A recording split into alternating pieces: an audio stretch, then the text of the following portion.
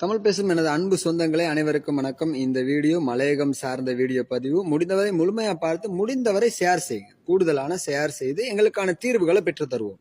அதாவது டிட்வா புயல் பாதிக்கப்பட்டதில் இருந்து தற்போதைய சூழ்நிலை வரைக்கும் நமக்கு எவ்வாறான பிரச்சனைகள் வந்திருக்கு அப்படிங்கிறத ஒரு ஹைலைட் பண்ணி பார்ப்போம்.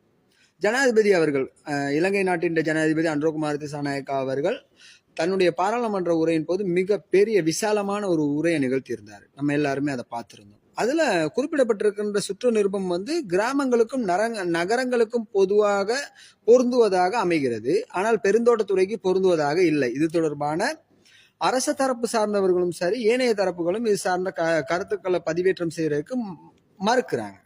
தற்போதைய சூழ்நிலையில அரச தரப்புக்கு சமூக வலைத்தளங்கள்ல அதிகமான வீடியோ பதிவேற்றம் செய்யற நீங்கள், எனது அன்பு சொந்தங்கள், நீங்க மலையக சார்ந்து எங்களுடைய உரிமை சார்ந்தும் தயவு செய்து பேசுங்க. எங்களுக்கான காணி உரிமை இது வரைக்கும் இல்லை.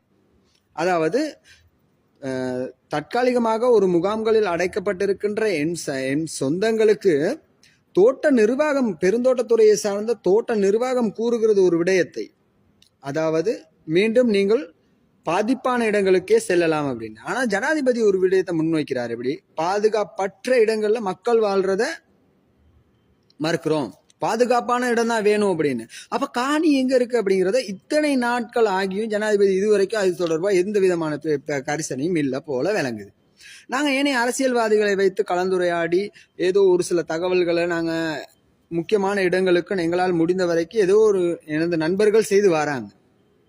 அப்படி இருக்கிறப்ப மலையக மக்கள், நாங்கள் எந்த அரசாங்கம் வந்தாலும் இந்த அரசாங்கத்தை நாங்கள் ஆதரிக்கும் அளவுக்கு எந்த அரசாங்கத்தின் மீது எங்களுக்கு நம்பிக்கை கிடையாது. இந்த அரசு கட்டாயம் செய்யும், கால தாமதம் ஏன்? பசிக்கும் போது உணவு அவசியம் என்பது எல்லாருக்கும் தெரிந்த ஒன்று.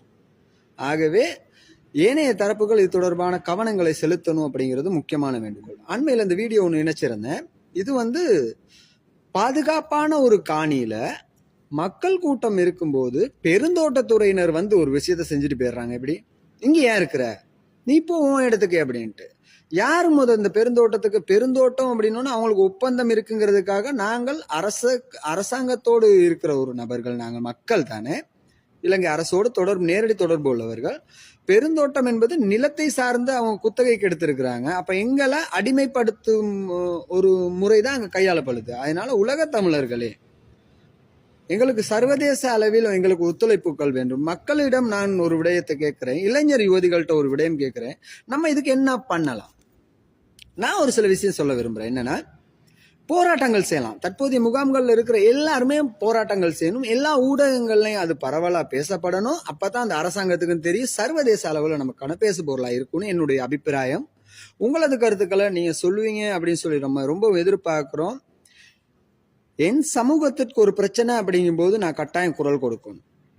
அதே போல் மலையக சமூகத்துக்கு ஒரு பிரச்சனையா இருக்கும்போது மலையகத்துல இருக்கிற அனைவரும் குரல் கொடுக்கணும். இந்த வீடியோ எடுத்து நீங்க கூட சேவ் பண்ணி உங்களோட ஐடிகள்ல போடலாம்.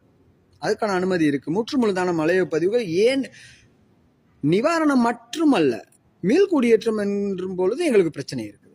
அவங்களுக்கு ஒரு மறுவாழ்வு கொடுக்கணும் அப்படிங்கிறப்ப அவங்களுக்கு ஒரு பிரச்சனை இருக்கு. மருத்துவர் சார்ந்து பிரச்சனைகள் இருக்கு, பாடசாலைகள் சார்ந்து பிரச்சனைகள் இருக்கு, தொழில் ரீதியாக பிரச்சனைகள் இருக்கு, விவசாயம் சார்ந்து பிரச்சனைகள் இருக்கு, கைத்தொழில் தொடர்பான பிரச்சனைகள் இருக்கு. எல்லாத்துக்கும் இந்த மலையக பெருந்தோட்டத்துல இருக்கிற அந்த சுற்று நிருபத்துக்கும் நாங்க யார் இந்த இலங்கையில? அது எங்களுக்கு தெரியும். நாங்களும் இலங்கையர்கள் தானே. நாங்கள் இந்தியாவிலிருந்து தற்போது 200 வருடங்களாக இதே நாட்டிலிருந்து பிரஜா உரிமை பெற்றிருக்கிறோம் என்றால் எங்களுக்கு ஏன் செய்து கொடுக்க முடியாது? அரசு தரப்பு கிட்ட இதெல்லாம் முக்கியமான கேள்விகளா கேட்கிறோம். ஆளுங்கட்சியில் இருக்கின்ற உறுப்பினர்கள் தங்களுடைய கவனத்தை எந்த அளவுக்கு மக்கள் மீது செலுத்துறீங்க அப்படிங்கிறத கொஞ்சம் உற்று பார்ப்பீங்க அப்படின்னு சொல்லி இந்த வீடியோ மூலமா நான் தெரிவிக்க ரொம்ப கடமைப்பட்டிருக்கிறேன். ஏனைய சமூக ஊடகங்கள் எங்களுக்கு மலையகம் சார்ந்து சற்று எங்களுக்கான விளக்கத்தை தருவீர்கள் என்று நம்புகிறோம். முடிந்தவரை இந்த வீடியோவை முடிந்தவரை ஷேர் செய்யுங்க. தொடர்ந்து எம்முடைய பிரச்சனை சார்ந்தே பேசுவோம். பேச பேச ஒரு புரட்சி உருவாகும். மக்களிடையே புரட்சி உருவாகும் போது ஒரு நிரந்தர தீர்வு கிடைக்க வாய்ப்புகள் அதிகம் என்று என்றும் உங்கள் அன்பின் பிரேம். இனிய கிறிஸ்துமஸ் புத்தாண்டு நல்வாழ்த்துக்கள். 2 முறை நேரத்தை தெரிவித்துக் கொள்கிறேன். நன்றி.